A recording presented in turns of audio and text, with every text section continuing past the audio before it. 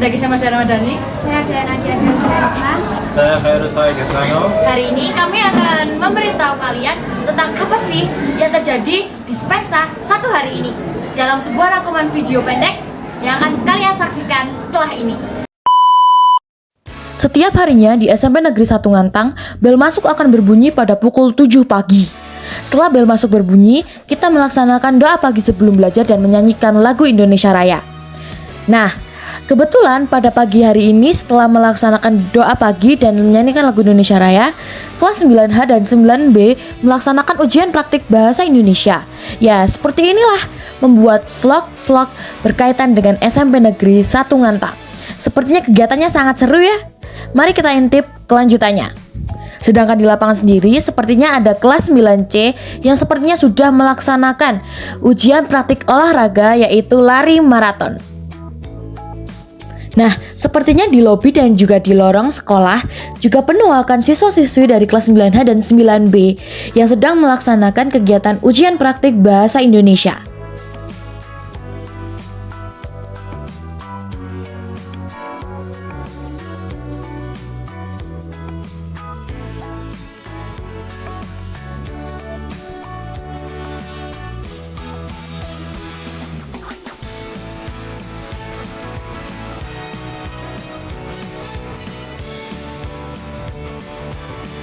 Di lorong sendiri sepertinya juga masih sepi. Di lorong depan 9A hingga 9B dan juga lorong di depan kamar mandi sepertinya masih sepi akan siswa-siswi yang berlalu lalang. Hanya beberapa yang menuju ke koperasi sekolah.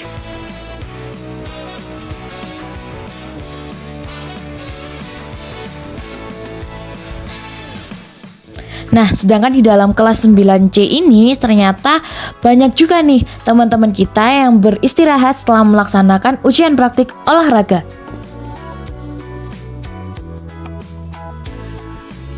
Lain halnya lagi nih di kelas 9E.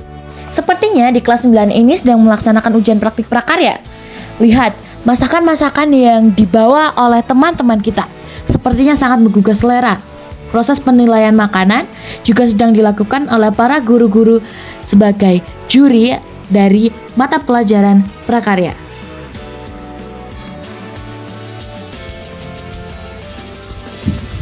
Nah, di kelas 9F sendiri sedang melaksanakan ujian praktik seni budaya nih. Sepertinya sangat menarik kegiatan mereka. Kegiatan kali ini dipandu oleh Bu Erlina dan juga Bu Yogi. Beralih ke lab IPA. Sekarang, kelas 9G dan kelas 9A juga melaksanakan ujian praktik mata pelajaran IPA. Nah, selain kelas 9 juga ada kelas 7 nih yang sedang merasakan keseruannya melaksanakan proyek P4. Yuk, simak keseruan mereka.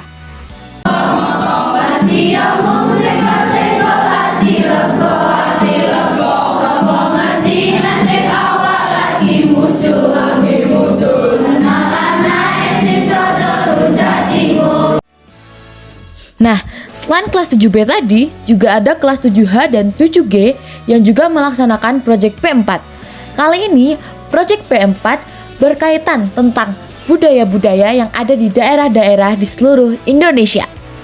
Sepertinya, mereka juga menikmati proyek kali ini. Tampak dari mereka yang saling bekerja sama dan bahu-membahu untuk menyelesaikan persoalan yang sedang mereka hadapi sebagai tugas proyek P4.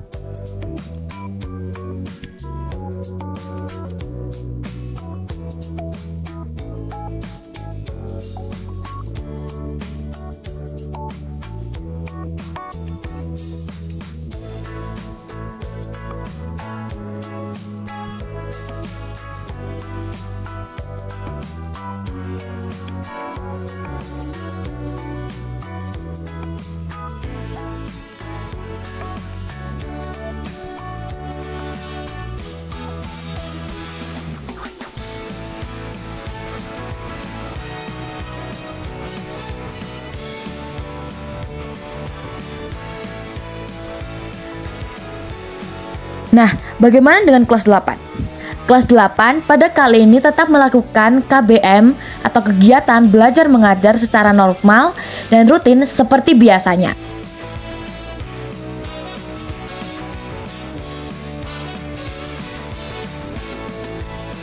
Nah, Setelah itu kita istirahat pada pukul sekitar setengah 11 lah setelah melaksanakan pembiasaan.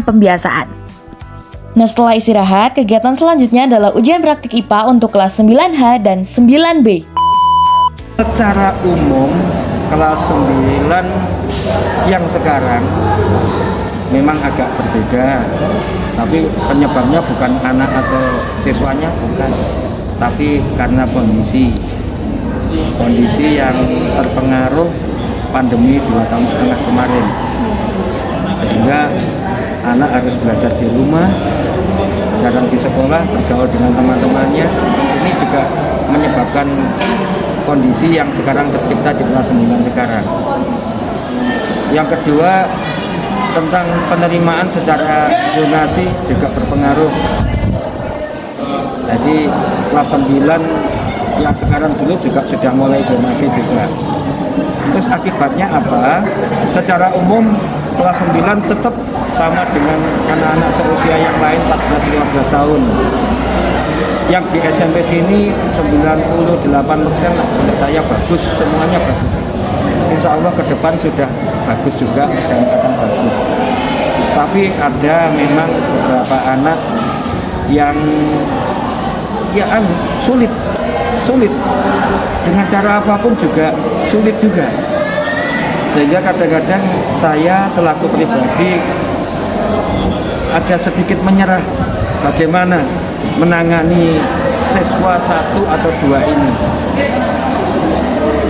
Akhirnya kadang-kadang saya bekerjasama dengan BK untuk siswa semacam ini, tapi ini nggak apa-apa lah, ini tantangan bahwa ini anak bangsa yang dititipkan di sekolah sini, tanggung jawab Bapak Ibu guru termasuk saya. Jadi pada intinya kelas 9 yang sekarang insya Allah bagus semua, insya Allah. Kalaupun ada sedikit tadi, insya Allah dengan bantuan teman-temannya juga, bukan hanya Pak Adi atau yang lain, tapi teman-temannya juga membantu. Insya Allah jadi bagus semuanya, dan Bapak Ibu guru tetap berharap lulus dari sini, entah sekarang, entah besok, entah apa, anaknya akan tumbuh dewasa semuanya dengan potensi masing-masing. Secara umum kami Bapak Ibu guru juga saya pribadi sayang sama semuanya, termasuk kelas 9 ini, dan berdoa untuk semuanya. Mungkin itu dari saya. Motivasi saya untuk bisa jadi siswa SMP Negeri 1 Ngantang adalah karena di sini banyaknya ekstrakurikuler yang menggugah minat dan bakat siswa, sehingga bisa lebih mengeluarkan potensi yang siswa miliki. Juga karena ingin menorehkan prestasi di sini, sehingga bisa membuat orang tua saya bangga. Dan pesan saya selama menjadi siswa SMP Negeri 1 Ngantang adalah senang, bahagia, seru, tertantang, dan tertekan. Tertekan karena banyaknya tugas yang melanda kita. Nah, itu dia videonya. Gimana? Menarik kan? Nah, apakah setelah kalian menonton video tadi, kalian jadi tertarik bersekolah di sini? Kami harap sih begitu. Semoga kalian bisa menemukan kesenangan dan kebahagiaan yang sama seperti yang kami rasakan ketika kalian bersekolah di SMP Negeri 1 Ngantang. Sekian dari kami.